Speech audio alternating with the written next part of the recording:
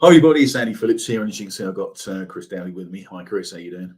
I'm very good, Andy. Good to see you again. Now, we're doing a little series on quite a few things that are really applicable to investors as they move through their property journey, again, building up to running a property business, which is what we're all about.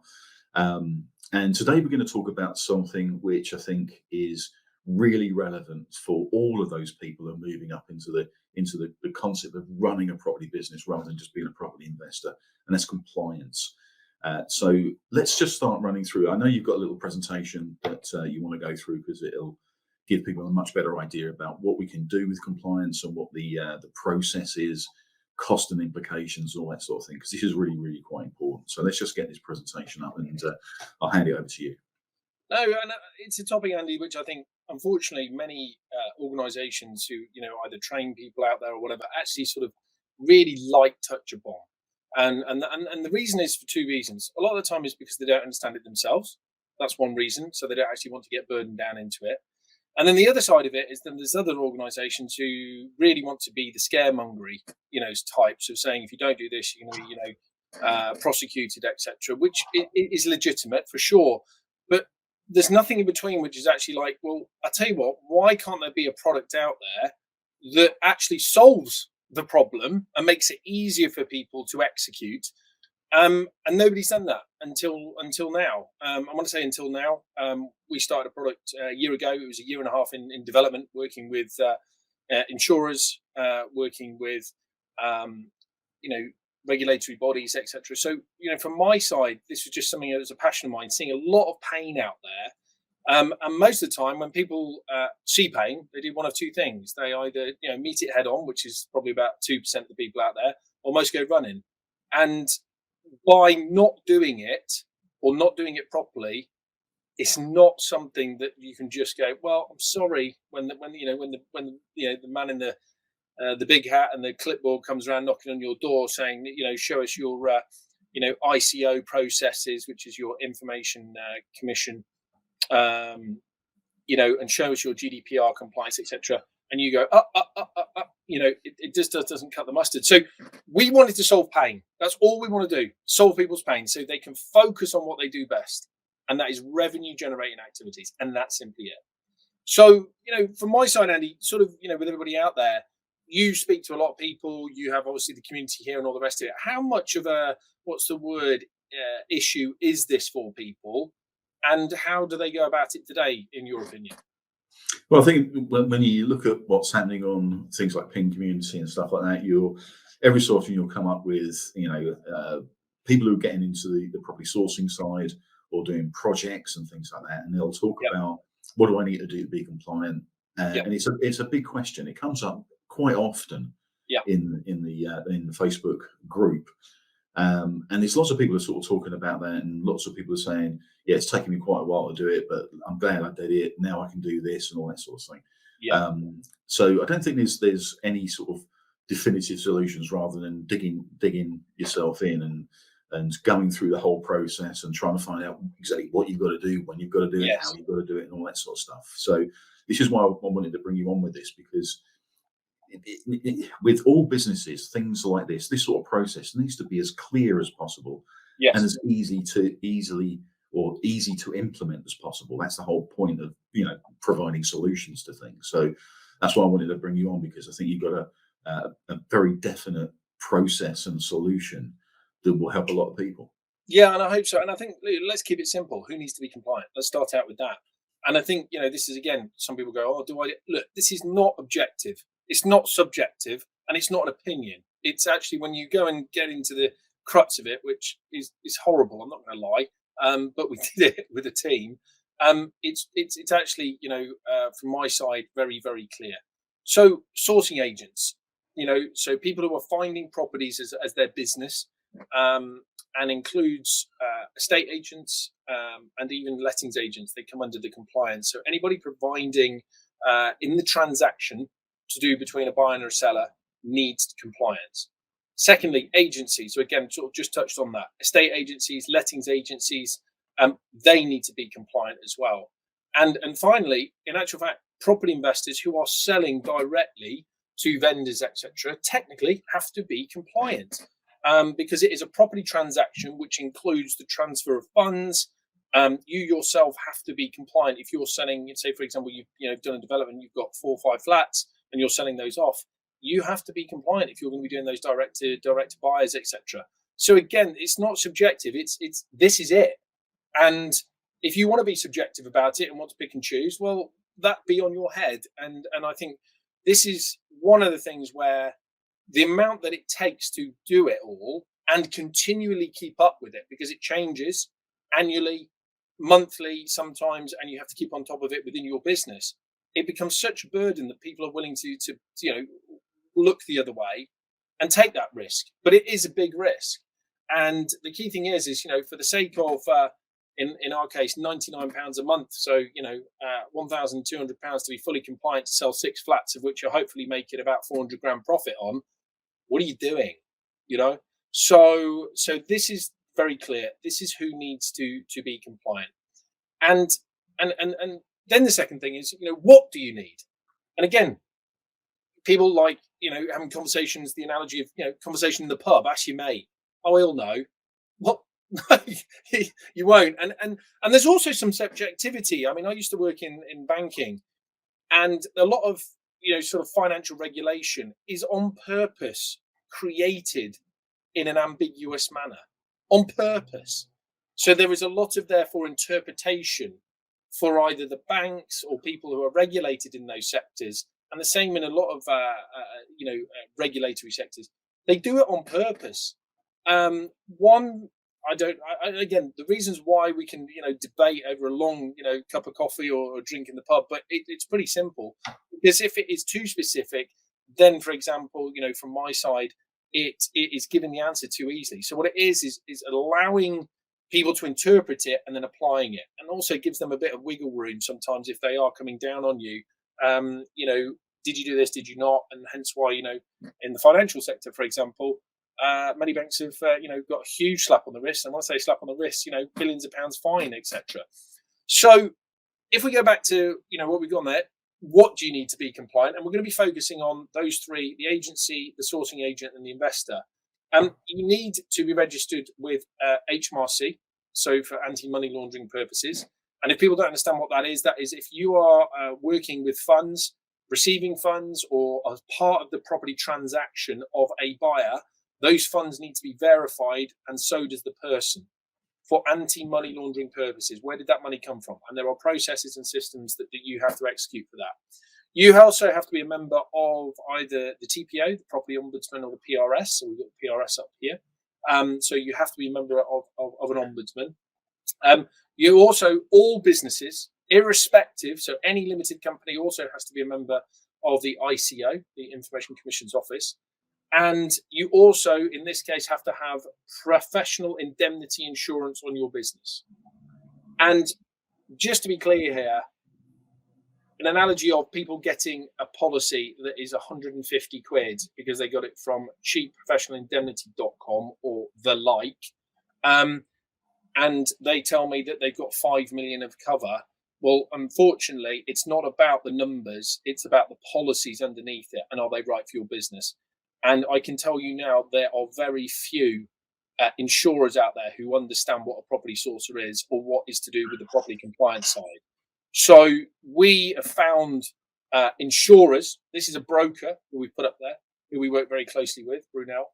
And these guys have helped facilitated these discussions with the insurers directly to create a product that is specifically for property sourcing or compliance in the property sourcing sector. So again, that was a lot of work and making sure that you're covered for what you do and not the numbers when it comes down to it. Oh, I'm 5 million covered.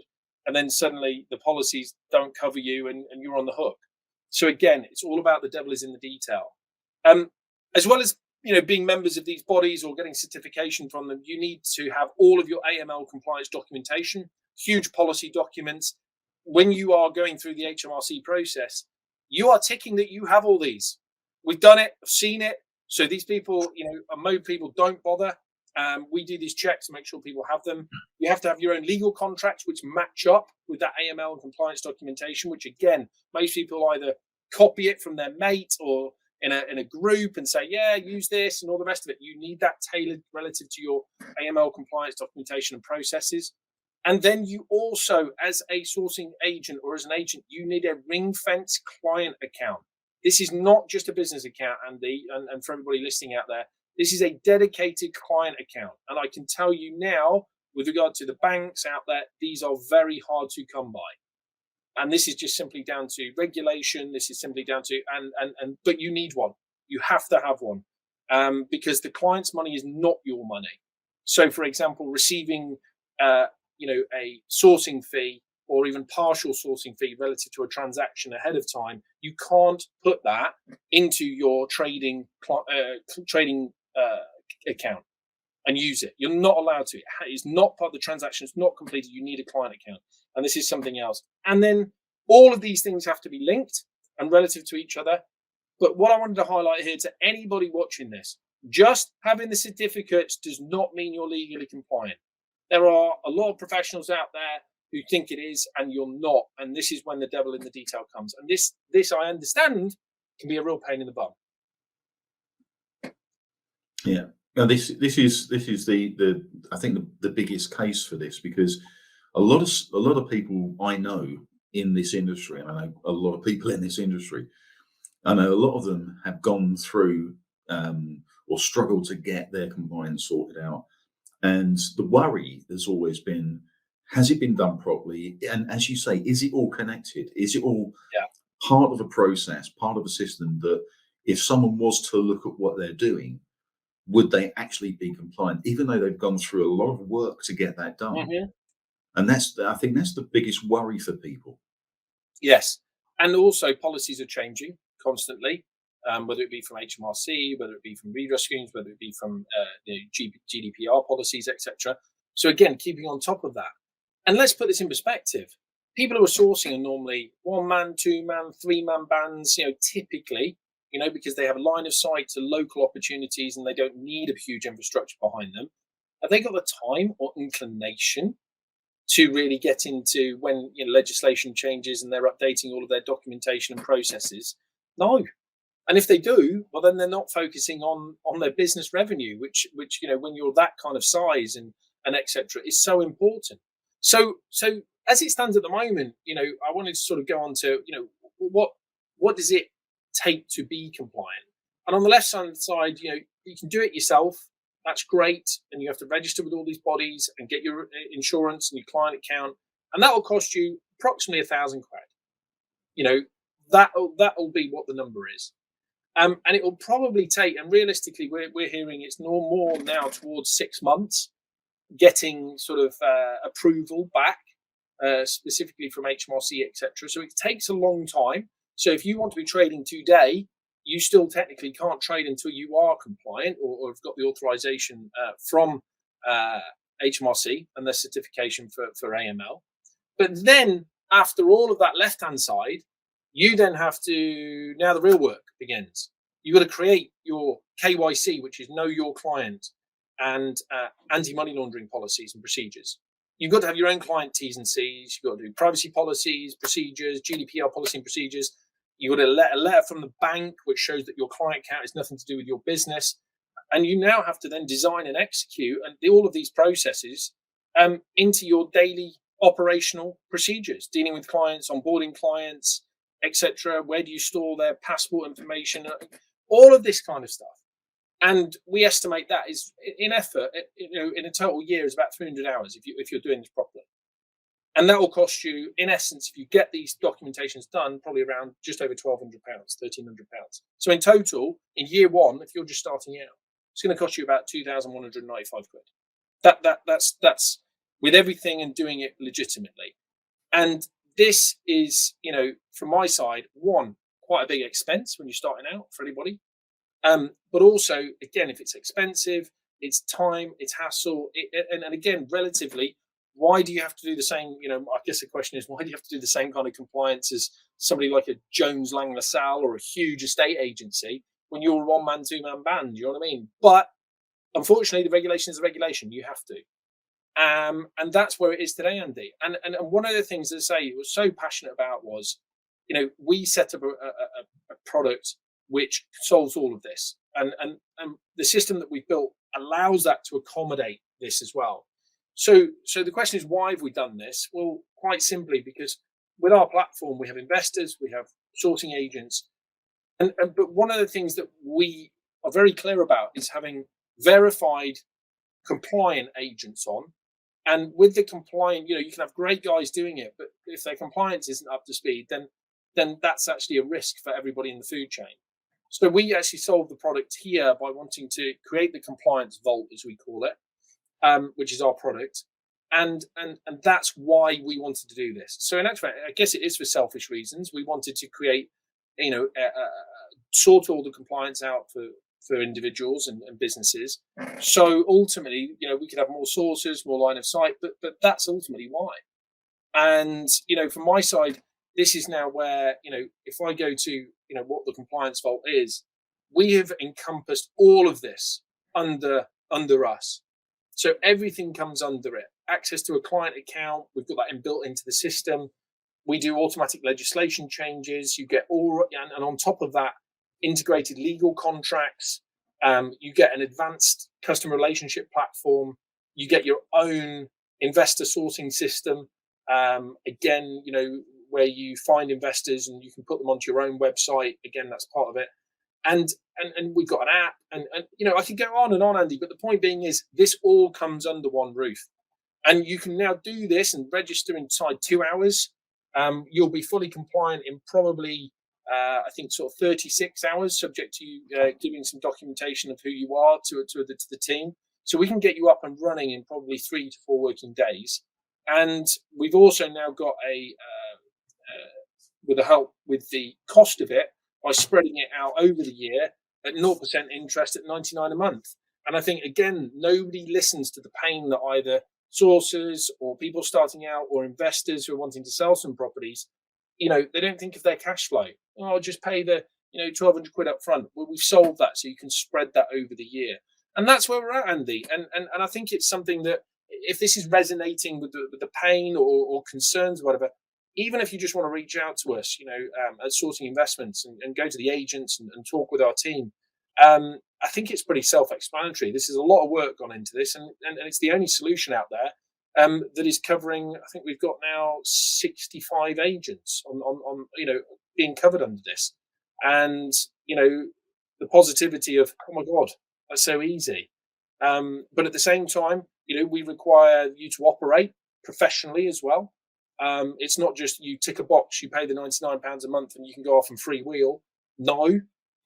So, it's a mutual benefit. We're trying to create a win-win, but create a solution that solves a lot of pain out there. And we've just seen it for the last 6 years. And I'm so proud to be able to sort of say that we've developed this product over the last sort of 2-3 years. And we launched it a year ago, and it was its birthday, I think, last week, or so my team told me.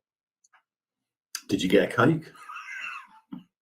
Unfortunately, I didn't get a cake. I think it was sort of more of a virtual high five between the team. Well done, and all the rest of it. No, it is quite incredible, because I think this is another thing which which I'm sort of really into, is this concept of just stepping up and being a lot more professional in your business, because we do see a lot of people out there who really don't take it as seriously as they should do, and again, it's about working on your business rather than in the weeds of your business. If you actually had to go and do this all yourself or try and work it all out, what you're doing is you're taking time away from actually running your business. Yes. And this is just a typical sort of scenario where we say, look, this has got to happen. You can do it yourself. Yeah, absolutely. You can go down that road if you want, but it's going to take quite a long time, probably take more money.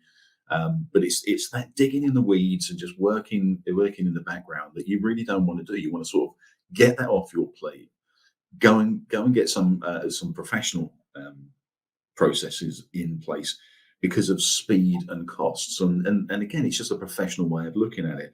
One of the questions I wanted to ask was, and I think this is important, if people aren't compliant, or if they've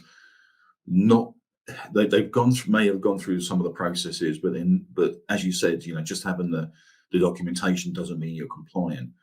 What are the sort of implications for the average sort of person who is maybe a property sourcer, for instance, and they're bloody good at it. They're really good at getting great deals. They're building up a nice little investor base on the other side. Yeah. What's the implications if they do get this wrong? And this is not a scaremongery thing. It's No. just like we need to know the realities of life. Again, I don't, from my side, we here, nobody wants to talk about bad stuff, right? Everybody always wants to give the rose tinted view, and you do this and you do this and you're ticking the boxes. We have not come across any, personally with our clients, etc., anybody who has been investigated, want to say successfully. At the end of the day, it's more of a random, it's a bit like being investigated, for tax purposes, as an individual. I'm sure it's random. I'm sure there is a database of everybody who supposedly is registered and all the rest of it, and they'll do spot checks and all the rest of it. At the end of the day, these guys are not out there to hunt, in a bad way. They're just trying, in a legitimate way to standardize, what I would call regulation, so that ideally the industry becomes better. So, for example, property itself is an asset class which is, historically, renowned for money laundering, and so the regulatory bodies and the government obviously want to be able to try and use the industry itself to assist with that anti-money laundering process. So the implications, I think, would be a lot of investigative pain, time, stress, aggro. There are fines that can be taken place if you're not operating, from either, and then this is independently. This is not collectively. So regulatory stuff from the property ombudsman, etc. If you're not doing it properly, that can be huge PR issues for a company. If somebody complains to the regulatory bodies and they have to bring that up publicly. There are some financial implications. I don't know the details because I think it depends on the scale of what has happened. So I think it's relative to how serious it all is. And I think, some people go out there, scaremongering this. And I think it's because it's the unknown. And people don't like unknown. They like certainty. And that's where we've taken a different approach. If you tick all the boxes and show that you are making every effort, in order to facilitate these regulatory requests that come out from the various bodies and from an anti-money laundering perspective, what can they do? You're showing every effort, and every effort is obviously relative. If you're just ticking a couple of boxes and there's 20 boxes to tick and you're only doing 2 or 3, that's not really effort. But I think with something like, what we've got, with regard to, it's normally about the engagement with the clients, how that works, and if that's all kept on record, it's all above board, and you are a member of all the regulatory bodies, and you've got all of your policies that are done for you, and what's somebody going to come and say? You know what I mean? When it is time, and more importantly, we're there to support it if it does, because ultimately it comes under us. So it's coming under a bigger umbrella, which is doing it properly. So, from my side, I think it's like anything. Prevention is better than cure, because when it is cure, as many people know, that it's very stressful, and you want, and it can distract you from your operating your business, operating your life, and it's a bit like anybody breathing down your neck. You don't want that. So let's take an alternative approach. Stop the cheapness. Stop trying to side cut stuff. And if being fully compliant costs you $99 a month, relative to the price and everything else that you get under it, you're in the wrong business. You are in the wrong industry. You are a dreamer, and get out of it. Because at the end of the day, you should be a professional outfit. It's a bit like what you said earlier, Andy. If people aren't professional, they don't have a professional image, they don't communicate professionally, people will judge you inside 2 seconds. And business is all about, trust and perception, and more importantly, execution. And if you don't execute professionally, you are not going to get a sustainable client base or a sustainable business in whatever industry you are. I think that this is the key for me is when you go out to an investor, and you're saying, look, these are the projects we've got, this is the funding we use, and this is all those sort of things. And this is really, really important for building an investor base, which is exactly what most property businesses are looking for. Yes. When you're going out to that, just the messaging, having the messaging right is important. People need to trust you. People will not invest with you unless they trust you. Yes. And just having this compliance in and really shouting it from the rooftops that you are fully compliant is one of the big things that an investor is going to be looking for. They don't have a lot of time. They have the cash, but they don't have time. And what they're looking for very quickly is, are you the right person to deal with? And if you talk about your compliance, if you put your compliance up on your websites or whatever it is, your social media or anything like that, then that's a big hurdle right from the get-go to say, for an investor that goes, you know what, I think I might talk to them because they look like they've got everything right. Yeah, and I think it's turn it on its head. If it's all done and done really well, then use it as a positive. It's a positive message. Does that make sense? To be able to have the regulatory bodies on your page and on your correspondence, and also you're confident in knowing that you've done it all right. That's a positive. Yeah. It's not a negative, which unfortunately everybody sees it as a burden. It shouldn't be.